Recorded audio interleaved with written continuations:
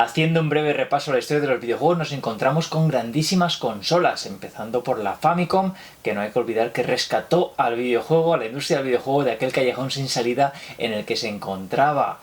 La Game Boy, ya sabéis, la magnífica portátil de Nintendo que bueno, que empezó todo en el terreno portátil y que pese a su pobre apartado gráfico, pues la verdad es que su jugabilidad, su grandísimo catálogo, la durabilidad de las pilas, pues la hizo una consola imprescindible.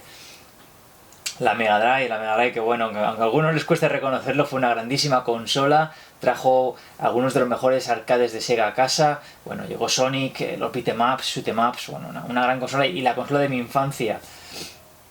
La PC Engine, ya habéis visto la serie, un consolón con grandísimos shoot'em ups, muy buenos ports de recreativas y bueno, una consola que aunque fue bastante desconocida y la TurboGrafx pues no tuvo mucho éxito, es una consola, una de las grandes. La Neo Geo, la fucking Neo Geo, eso sí que era tener un arcade en casa porque realmente era un arcade en casa, era la Rolls Royce de las consolas.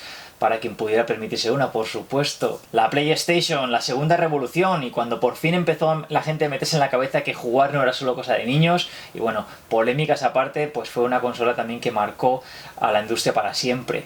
Podemos seguir con la Saturn, la Dreamcast, lo que queráis. Hay grandísimas consolas, pero la que yo creo que es la reina del videojuego clásico es la Super Famicom, o lo que es lo mismo, la Super Nintendo.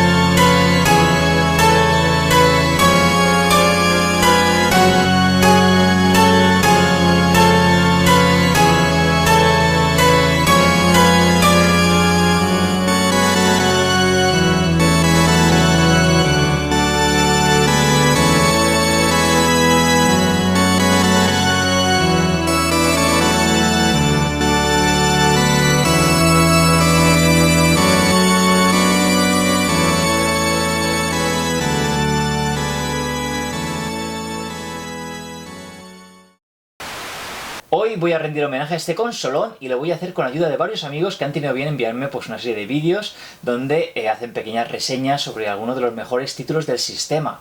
Ojo, que esto es un especial Super Famicom, lo que quiere decir es que me voy a centrar en aquellos títulos que no salieron de Japón, que se quedaron en el sistema Super Famicom. Por supuesto, hablaré un poquito en general de aquellos grandísimos juegos que sí que salieron en Occidente, pero el objetivo principal de este vídeo es acercaros a aquellas joyas que se quedaron aquí y que no pudimos disfrutar en su momento. Yo era una de esas personas que veía con muchísima envidia aquellos vídeos de hobby consolas donde se vendía a la Super Nintendo como el cerebro de la bestia, aquel despilfarro de potencia que no tenía rival. Y bueno, pues la verdad es que no me pude permitir una en su momento y mi única forma pues era de disfrutarla era viendo estos vídeos y yendo a casa de amigos, ¿no? Yendo a casa de amigos como Pablo Belmonte, al que mando un abrazo si me está viendo, o a Juan Antonio Canet, al que también le mando otro abrazo. Y en estas casas pues jugaba grandísimos títulos como Super Mario World, Family Adams, el Aladdin, el International Superstar Soccer Deluxe. Y bueno, era la única forma que teníamos en la época, ¿no? Ir yendo a casas de gente que tuviera sistemas que no teníamos nosotros, ¿no?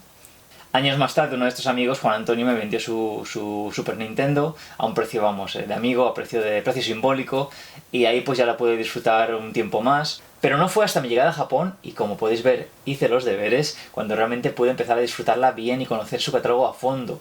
Por supuesto, la había jugado muchísimo en emuladores, pero en el sistema original, cuando realmente empecé a disfrutar de esa consola, fue aquí en Japón. Abrid bien los ojos y orejas. En questo video vamos a explicaros con todo detalle ma che cosa è Super Nintendo e perché è superiore a tutto lo che hayáis visto hasta ora. Ya de antemano pedir disculpas, sobre todo a mis compañeros y amigos que también participan en el vídeo y sobre todo a David, porque bueno, nos comentó que eligiéramos un jueguillo para hablar, pues eso, que nos hiciera especial ilusión, para hablar sobre él, esto, 5 minutillos breves y bueno, me lo voy a pasar por el arco del triunfo, como hay confianza.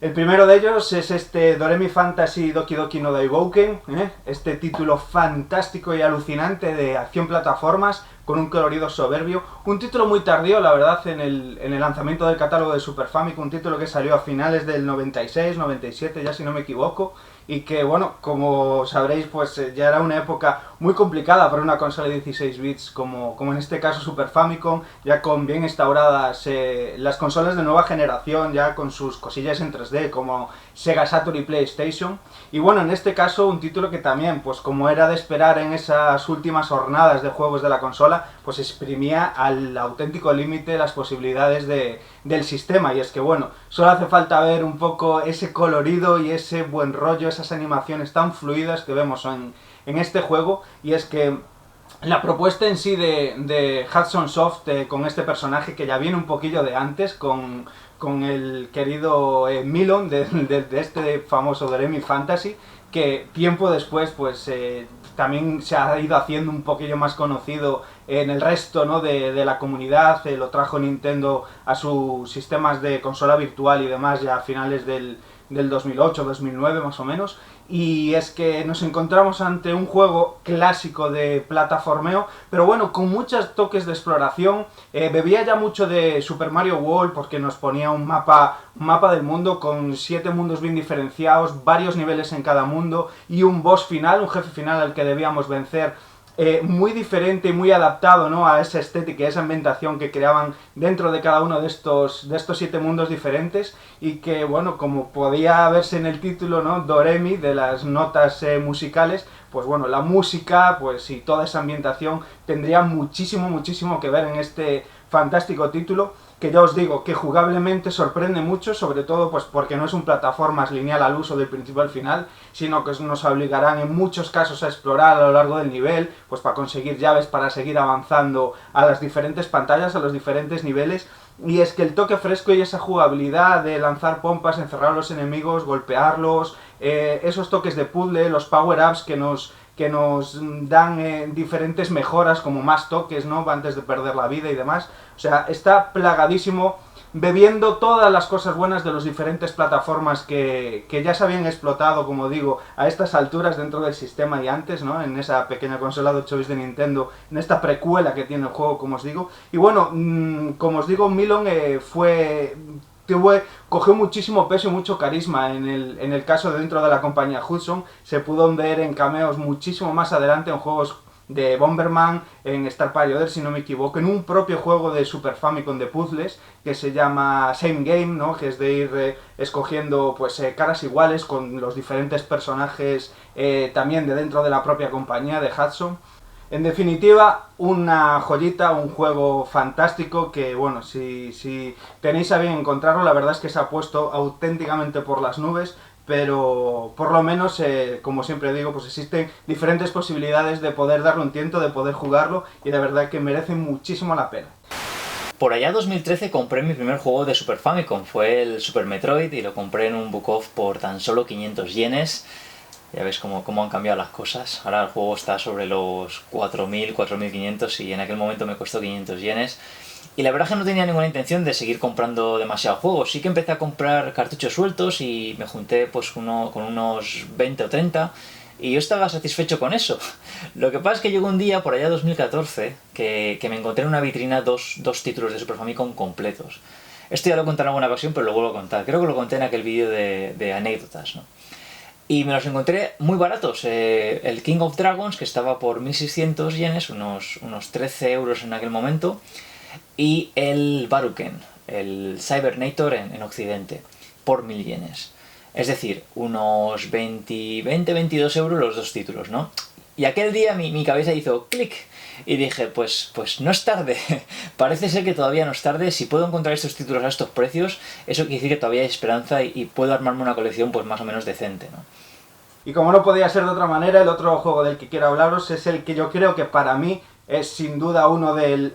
si no, para mí personalmente es el mejor beat'em up que tiene el catálogo de la consola, y es este Shin Neketsu Koha Kunio-Tachi no Banka, y un juego de la serie de Kunio-kun, de la serie que ya veníamos catando antes en NES, en arcades y demás, conocida como Renegade o River City Ransom y demás. Pues bueno, todo este en serie de juegos, ¿no? Con Kunio y con Ricky como protagonistas. Lo comparo mucho siempre que hablo de él con Mega Man también, porque bueno, para mí cuando lo descubríamos en NES y en Famicom y demás, jugar estos juegos, pues los personajes nos los presentaban con diseños estilo super deformes y demás, y aquí vemos una evolución, ¿no? Igual que cuando jugábamos a Mega Man X lo veíamos más adulto, nosotros crecíamos al tiempo que iban creciendo, pasaban los años y iba creciendo el sistema, pues éramos, pues eso, más adolescentes, y aquí se nota mucho, pues eso, sobre todo en el diseño de personajes, que como digo, ya se ven más mayores, más estilizados, una historia y un argumento fantástico, un guión increíble con sus giros, sus tramas argumentales que te invitan mucho a seguir avanzando, no por el hecho de que el juego sea divertido en sí, sino porque bueno, ya tiene más miga, ya tiene más peso, muchos de los detalles narrativos que te están contando un poco de la historia. Obviamente el juego está en japonés, pero bueno, gracias a estos parches de traducción al inglés podemos disfrutar de ese plus a mayores que es la historia, que como os digo es sensacional y que os invito a todos a descubrir.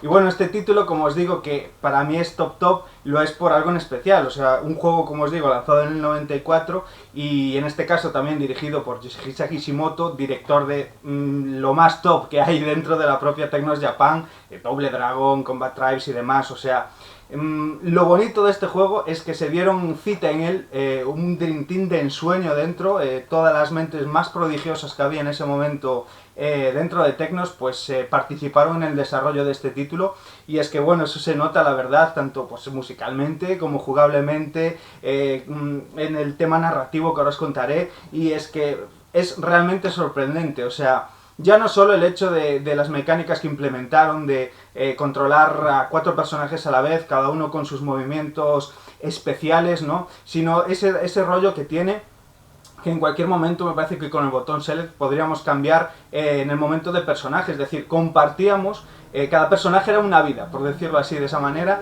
y cada personaje tiene su barra de vida, y entonces teníamos que gestionarnos dentro de lo que es todo el desarrollo del juego, pues esa vida y esas vidas, ¿no? Intentar intercambiar entre cada personaje a lo largo de cada pantalla, pantallas súper bien diferenciadas y que tenían mucho peso también en lo que es la historia, ¿no? O sea, también ambientadas, viajamos de un lado a otro, no se queda en las simples batallas de barrio o de instituto como veíamos hasta ahora, sino que, bueno, lucharemos en lo alto de un insti como en un puerto, ¿no? Para que digamos, o dentro de una discoteca, con unos efectos increíbles, con una contundencia en los golpes sin parangón, y que además, pues... sobre todo, algo que a mí me hace mucha gracia, pues es el tema, se recupera mucho el tema macarra, que es en lo que está basado un poco todo este rollo de las peleas callejeras, de las bandas, ¿no? De la serie Kunio, que son pues el tema de las motos, ¿no? Los motarras. Y bueno, tendremos por supuesto nuestras motos y bueno, al más estilo Rad Rush, que viajaremos de una localización a otra en moto y nos iremos deshaciendo de nuestros perseguidores. La verdad es que bueno, la acción no decae con este tipo de detalles y bueno, eso es para tenérselo en cuenta. Kunio-Tachi no Banka, de verdad, probarlo porque, no sé, es amor puro en forma de Nintendo noventera, ya os lo digo así.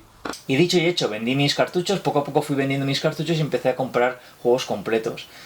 Y la verdad es que bueno, no me puedo quejar. He conseguido un total de 160 hasta el día de hoy. Bueno, algunos de ellos los puedes ver aquí detrás. Y creo que de los géneros que me gustan a mí, que son plataformas, acción, matamarcianos, pues tengo lo mejor del catálogo. Por supuesto, se me escapan una serie de juegos que están inalcanzables, juegos que no voy a pagar esas cantidades, como puede ser la segunda parte del Kiki Kai Kai, el Retorno del Jedi, el Mayo, el Doremi completo porque lo tengo suelto. Juegos así que la verdad que se me han escapado ya. Empecé muy tarde y hice lo que pude, pero eso se me han escapado. Pero yo creo que de lo que tengo es una buena selección y son juegos que los he comprado para jugarlos. Son juegos que realmente me gustan y no he comprado nada por coleccionar.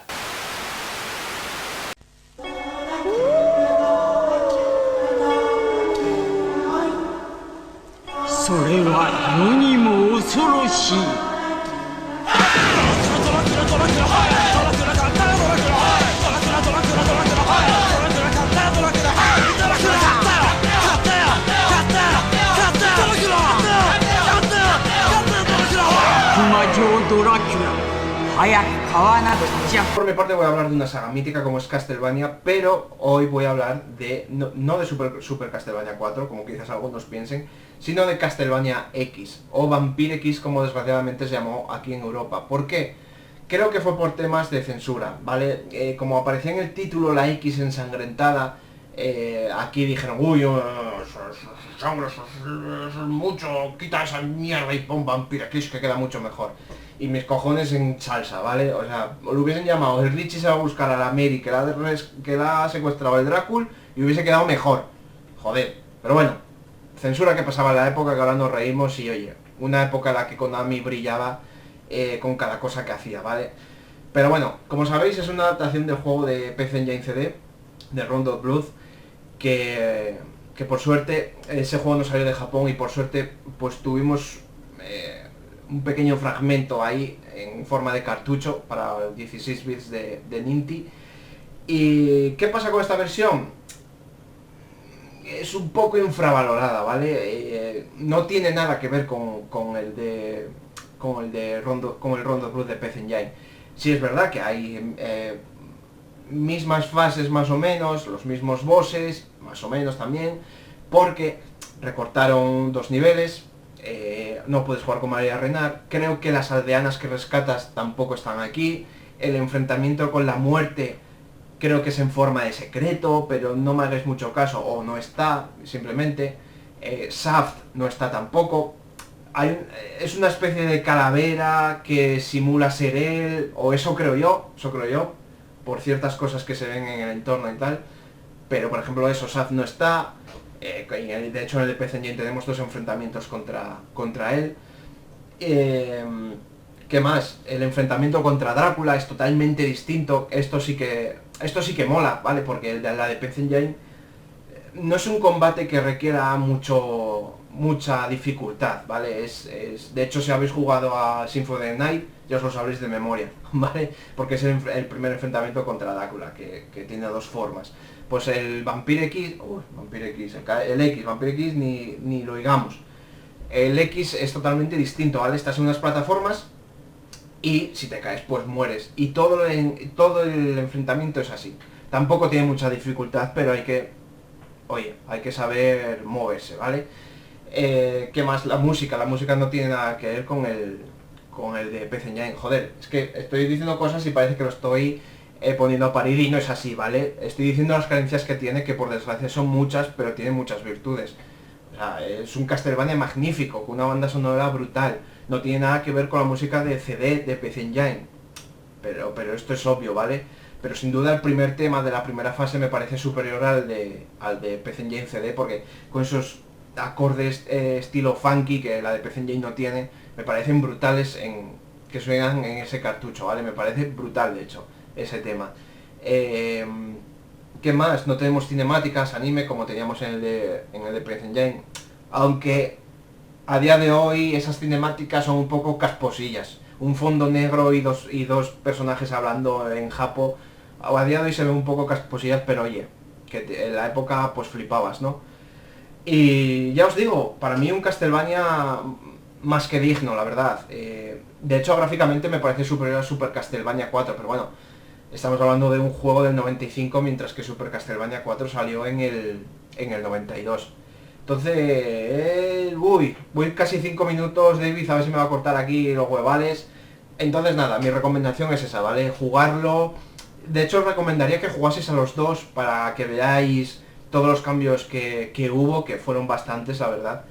Pero que me parece un Castlevania tremendo, la verdad. Eso sí, emularlo, porque si lo queréis original, preparar la billetera que vais a tener que hipotecar el juego, me cago en la leche. Aquí tenéis a la criatura, mirad qué bonita que es. Bueno, ya la conocéis, ¿no? Es la misma que la europea, pero en lugar de poner Super Nintendo, pues pone Super Famicom. Es la consola americana la que introdujo más variaciones tanto en los cartuchos como en el diseño de la máquina.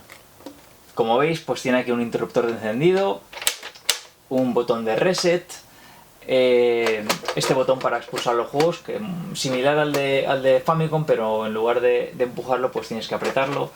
Aquí para pues la ranura de cartuchos. Detrás tenemos la multi-out, tenemos una salida RF, selección de canal, y la entrada de corriente. Y por detrás una curiosidad que es esta salida EXT en la que se podía conectar un módem basado en un sistema llamado Satellaview, en el que se podían descargar diferentes juegos y los jugadores podían competir online, competir en línea.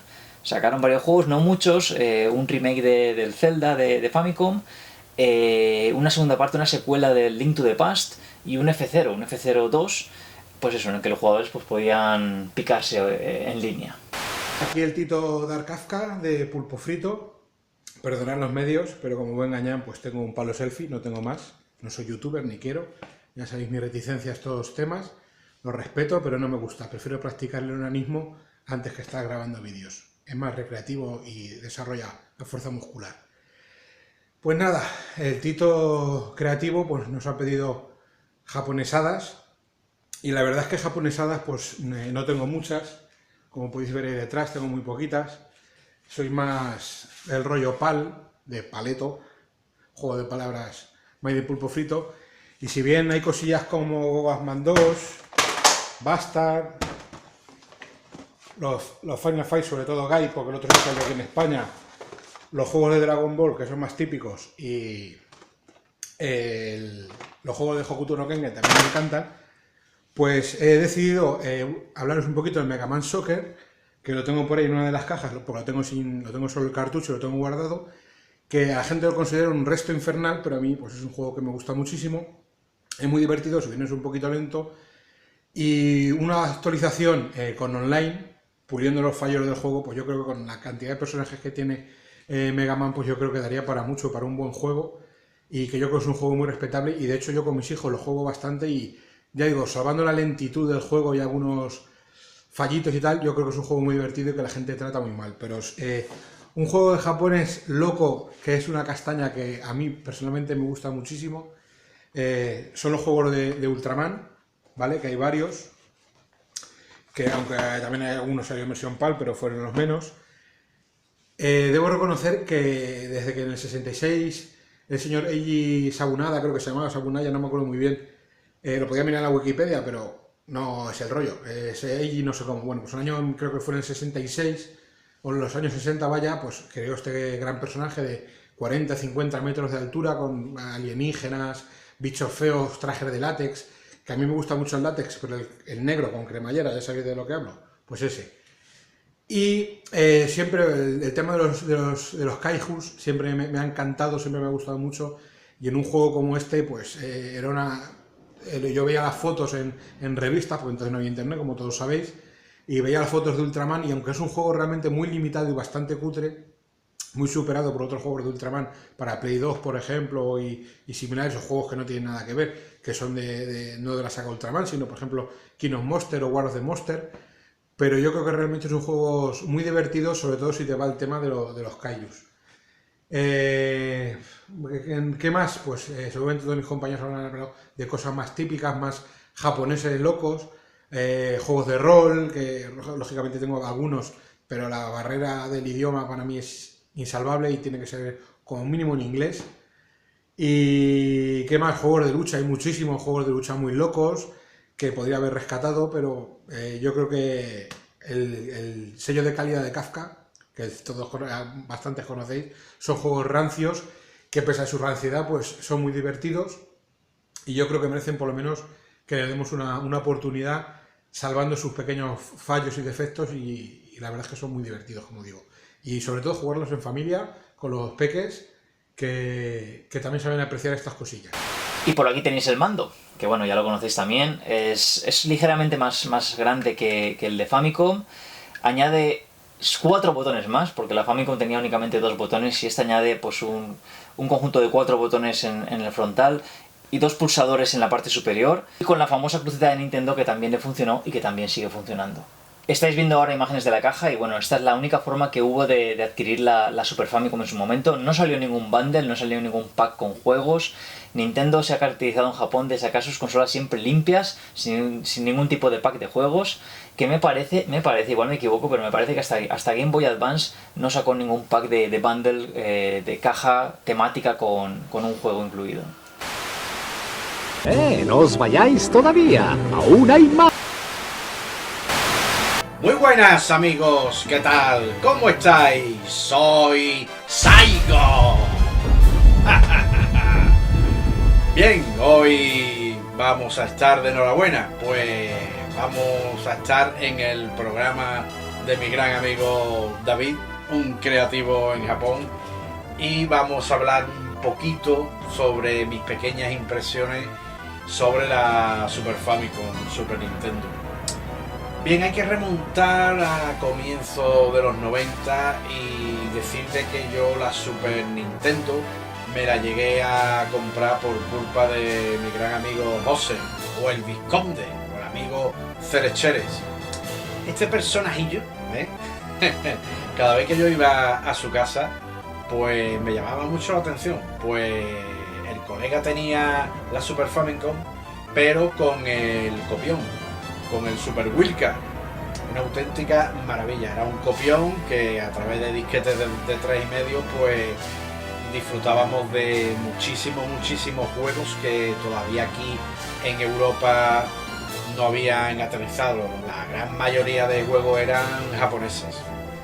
Hay un juego muy especial al cual yo le guardo muy buen recuerdo y es el King of Dragons. Una auténtica maravilla de conversión. Es increíble. Y lo que es la adición, la jugabilidad, prácticamente, vamos, exacta a la recreativa. Y una cosa muy importante, antes que se me olvidara, es que lo que es la banda sonora, que está compuesta por la genial señorita Yoko Shimomura, que es una auténtica, vamos, bestialidad de música, es increíble. La versión de Super Famicom me atrevería yo a decir que supera a la máquina recreativa en lo que es la banda sonora, Sus músicas están muy, pero que muy bien. Y vamos, alucinante. Vamos, quien sea de este mundo y que no haya jugado al King of Dragons, tanto de recreativa y de tanto de Super Famicom, vamos, no es de este mundo. Bien, había otro juego de la todopoderosa Konami de los 90 y es el Parodius. Vamos, otro super título, una auténtica pasada con mayúscula de conversión. Aquí Konami la verdad que supo rizar el rizo y pegó un pelotazo con este juego, tanto en la recreativa, tanto en la conversión de Super Famicom. Una conversión, vamos, muy fiel. Y ya como no, los guiños que metía Konami en sus juegos, como el enemigo de la primera fase, el gatito ese, que a medida que le vamos disparando se escucha miau, miau, miau. Las bandas sonoras, las músicas, los personajes que nos podíamos coger en los topos, la nave de esto del Twin Bee, la del Gradius, Nemesis, Big Beeper, vamos, una auténtica maravilla de esto de conversión que yo le guardo muy buen recuerdo a esta consola que es la Super Famicom. En 1997, con la Nintendo 64 ya en el mercado, Nintendo haría lo mismo que hizo con su AV Famicom y lanzaría esta revisión de la Super Famicom, la Super Famicom Junior, que básicamente lo que era un modelo más económico, con materiales más baratos y que, bueno, descartaba aquellas conexiones que ya no se utilizaban, como la salida RF, que se había eliminado, el puerto exterior para el módem pues también se eliminó, descartó también lo que es el botón de expulsar los cartuchos y el LED. Así que consiguió crear este modelo más compacto, más económico y que era ideal para aquellas personas que por alguna razón pues no habían disfrutado de la Super Famicom en su momento y que por un módico precio, por tan solo 7.700 yenes, si no me equivoco, menos de 8.000 yenes, pues podían llevarse a casa esta Super Famicom y disfrutar de todo su grandísimo catálogo. Bueno, pues aquí estoy con dos juegos, ¿vale? Para Super Famicom, que ya sabéis que es una consola que por suerte, por desgracia, tiene un catálogo impresionante de títulos grandiosos, de títulos muy desconocidos, y en este vídeo vamos a ver, hemos visto y estamos viendo grandes desconocidos o juegos que por A por B aquí no llegaron, ¿vale? En Europa o incluso en América, sobre todo títulos a finales de la vida útil de la consola, 94-95 en Europa llegaron muy poquitos. Y estos dos que me ocupan a mí, que me ha pedido David, son dos beaten ups, ¿vale? De todos esos que se quedaron en Japón, como pueden ser los Rushing Beat, el 2 y el 3, el Kunio-kun, ese grandísimo beaten up, el Sonic Blastman 2, tenéis cosas como Final Fight, la versión Guy, el port del arcade, etcétera, etcétera, etcétera, etcétera. Hay mucho beaten up, muy grande, muy bueno. Es una consola que tiene grandísimos juegos de acción, de dar hostias como panes, que no vimos en Europa. Entonces, bueno, aquí tenemos dos, ¿vale? En primer lugar, quiero hablaros un poquito de Battle Zekiden, ¿vale? Es un juego de Asmik, que ya hablamos en mi canal de él. Y es un juego que no llegó aquí, como ya hemos dicho.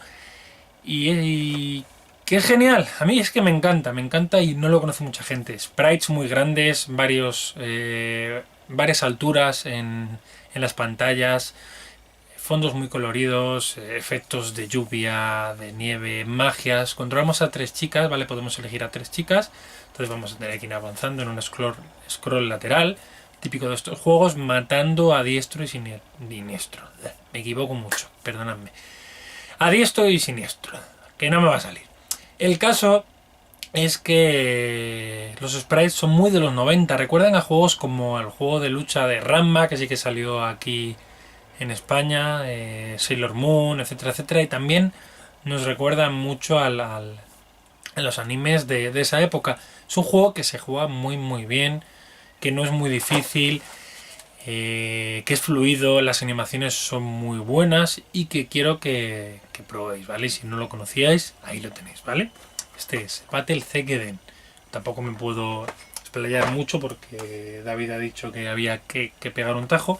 Luego, por otro lado, tenemos Melfan Stories, ¿vale? Que también es otro beaten up, pero ya con tintes muy al estilo Dungeons and Dragons, Wonder Boy, etcétera, etcétera. Este está hecho por Astival y es un juego que tampoco salió aquí y salió al final de la vida útil de la consola también, y que vale. El problema es que, al contrario que el anterior, que Battle Zekiden, que se puede encontrar relativamente a buen precio, 50-60 euros completos, Melfan Stories hoy en día es un juego que pasa de 150-200 euros, pero que suelto, ya sabéis el tema del cartón, suelto es bastante más asequible. Y recuerda también a juegos del estilo de Willow, de Capcom, de la recreativa, a Wonder Boy, como os he dicho, y es un juego de magia y es para toda la vida, con vuestra fase, su jefe final, y un juego que se hace bastante duro, ¿vale? Es un juego que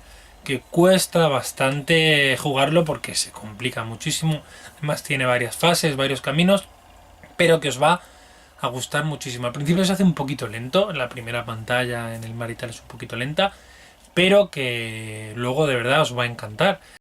Como podéis ver en las imágenes, es una consola muy bonita, muy cuca, con un diseño muy atractivo, y aunque es verdad que pesa poco, que se nota que los materiales Nintendo ahorró mucho dinero con ellos, pues la verdad que está muy bien, como rareza y como parte del estrés de la Super Famicom, pues es una consola que merece mucho la pena tener.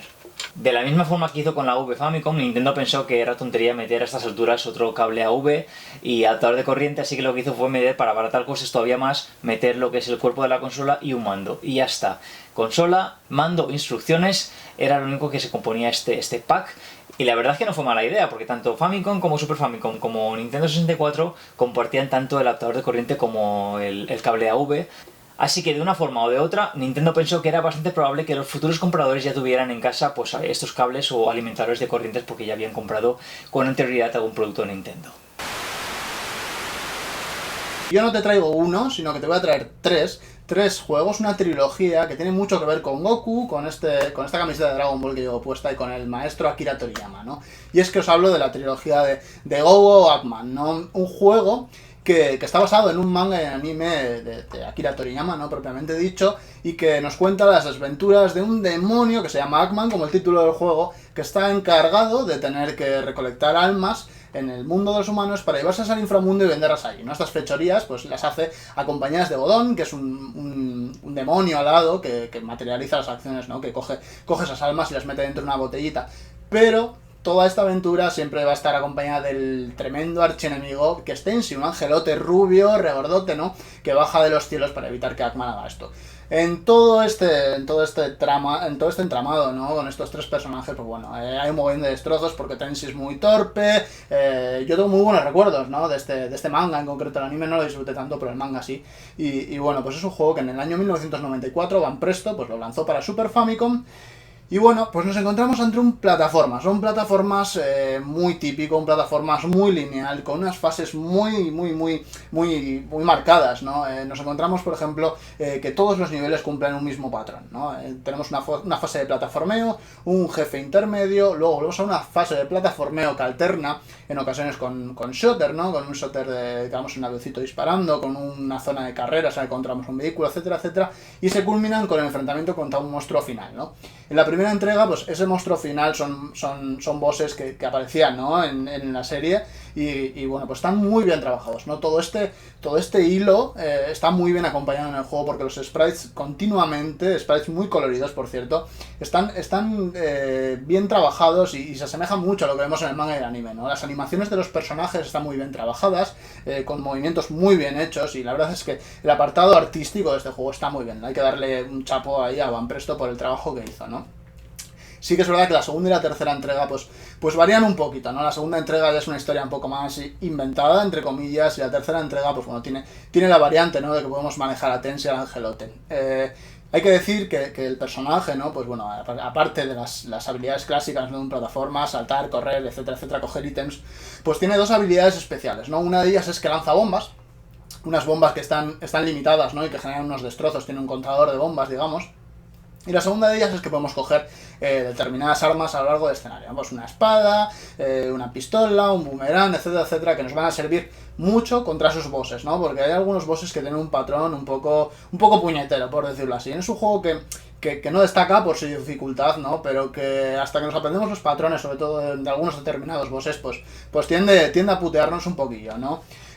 Tengo que decir que a mí es un juego que me transmite pues muchísimo cariño, ¿no? Y muchísimos recuerdos, porque yo que disfruté del manga en aquellos días, pues es meter este cartucho en la Super Famicom, en este caso, y pues recordarlo, ¿no? Porque es un juego muy colorido y muy bonito. Un juego que de verdad que os recomiendo mucho. Si os gusta el plataformas clásico, pues Go Batman es un título que tenéis que probar y que tenéis que disfrutar.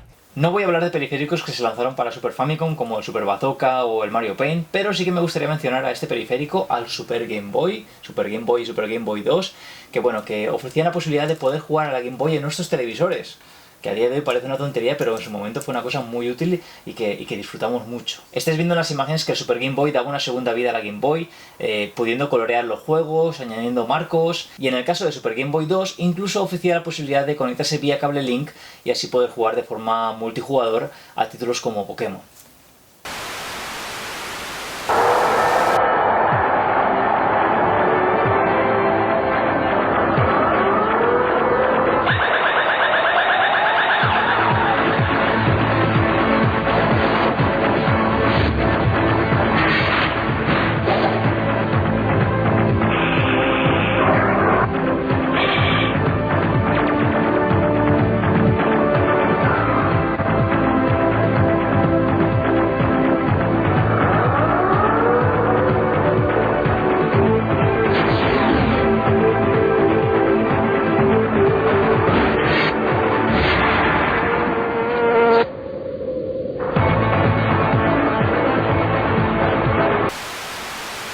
Traigo dos joyitas que por desgracia se quedaron en el mercado japonés y espero que le echéis un pequeño vistazo porque creo que merece mucho la pena, ¿no?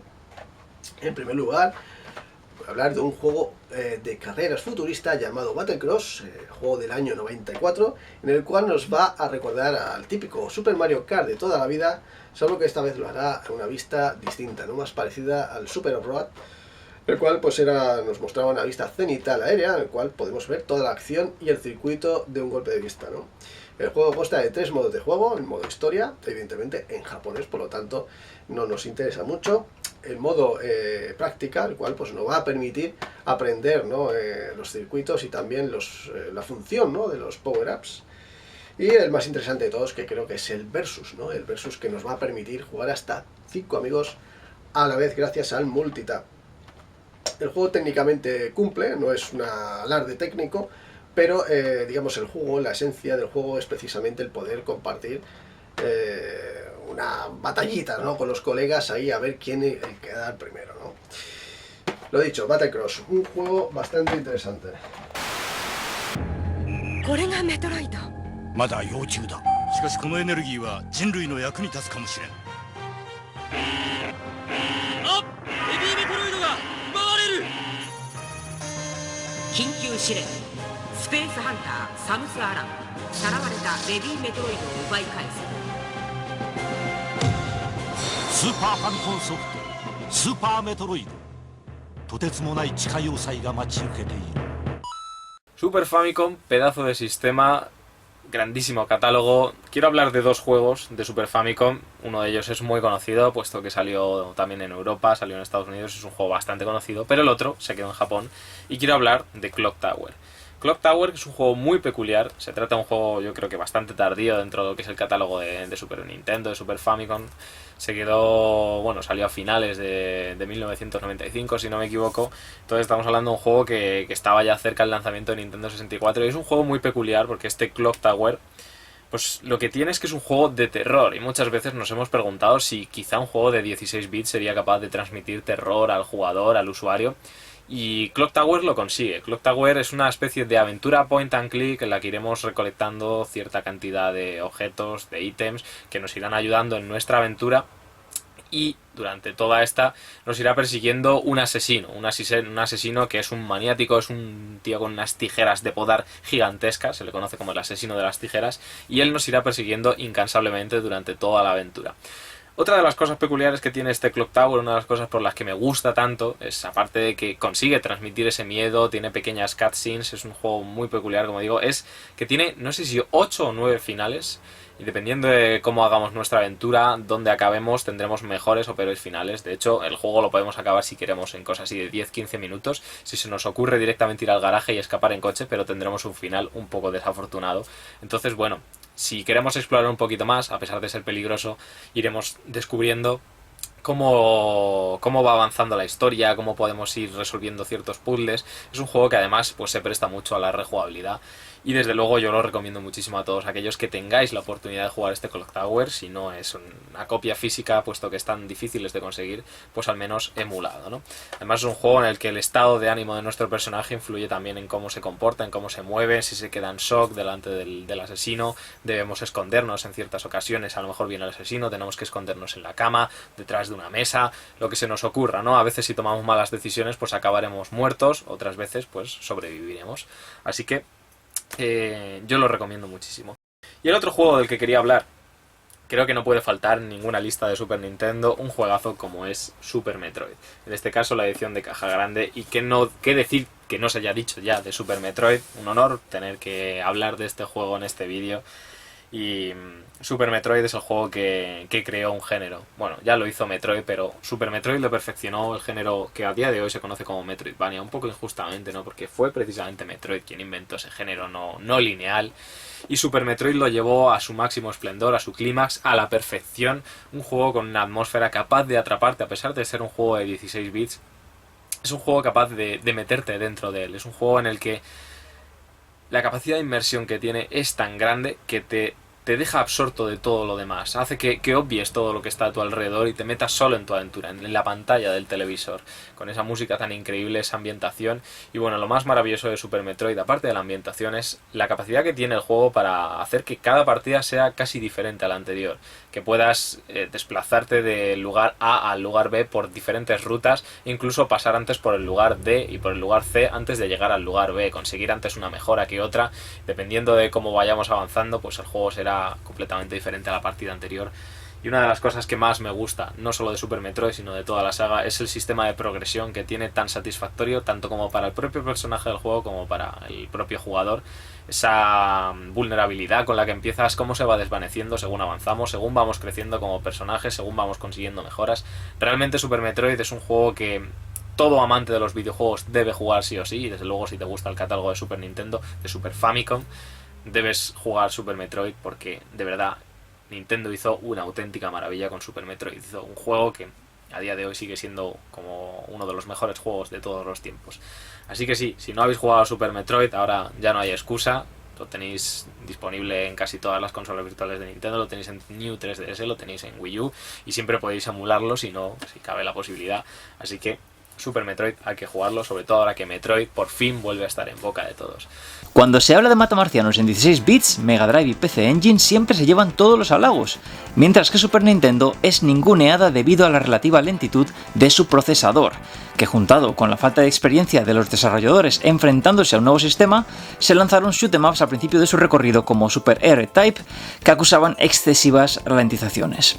Hay que ser justos, el catálogo de la máquina de Nintendo no es tan voluminoso y variado como el de los sistemas anteriores, pero ojo que cuenta con algunas joyas que no tienen nada que envidiar a algunos de los mejores títulos de aquellos sistemas.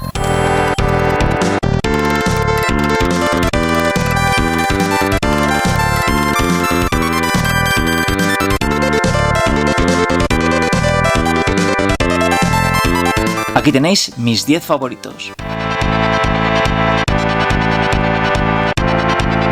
10. Flying Hero. Una joyita bastante desconocida que no salió del país nipón, claramente inspirado por títulos como Twinbee.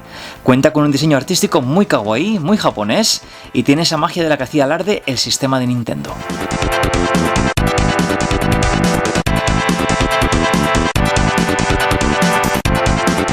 ¡9. Daion. Conocido como Imperium en Estados Unidos, Kido Souko Daion es un shooter vertical desarrollado por Big Tokai. Salvando las distancias, recuerda algunos grandes títulos de la todopoderosa Compile, un juego intenso, divertido y con un sistema de experiencia que funciona muy bien.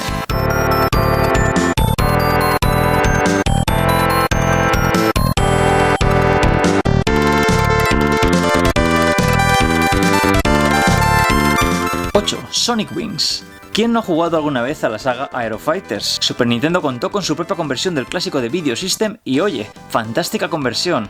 Juego divertidísimo, rejugable y que no defraudará a ningún aficionado al género.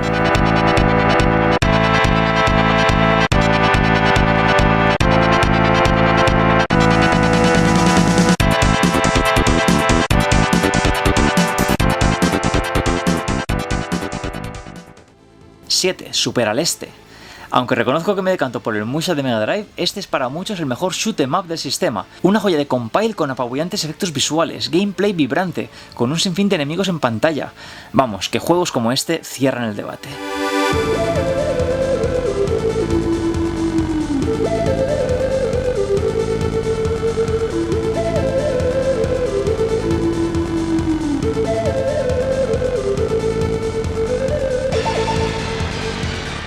Parodius. Cualquiera de los 3 títulos que se lanzaron en Super Famicom me valen, aunque es cierto que las ralentizaciones estaban a la orden del día. Pese a todo, una maravilla poder disfrutar de los clásicos de Konami en nuestra consola.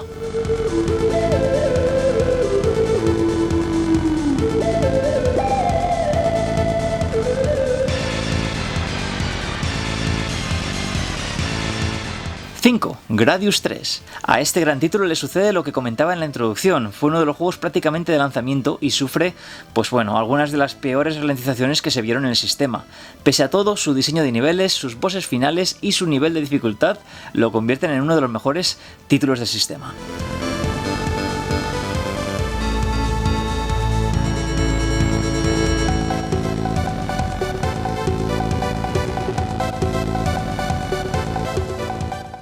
Super Air Defense Force. Cuelo aquí tan alto un título poco jugado de Jaleco porque no sé qué es lo que tiene este juego, pero me parece muy divertido y disfrutable. Sorprendentemente rápido y con unos fondos made in el cerebro de la bestia. Super EDF es un juego que pasó prácticamente desapercibido y en mi opinión merece ser jugado.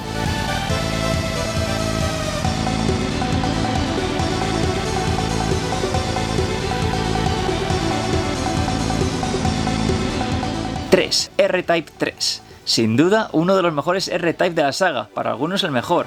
Cuenta con algunas de las imágenes más espectaculares que se vieron en el sistema, un diseño de escenarios marca de la casa y fondos multicapa que son sencillamente espectaculares. Una obra maestra absoluta del género.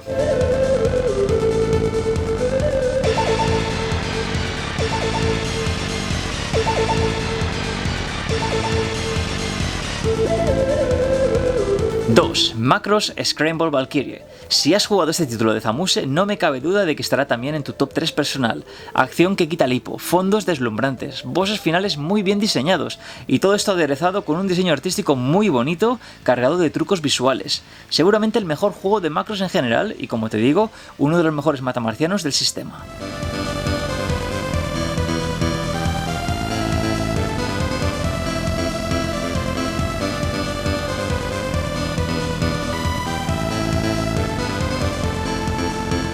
¡1. Axelay.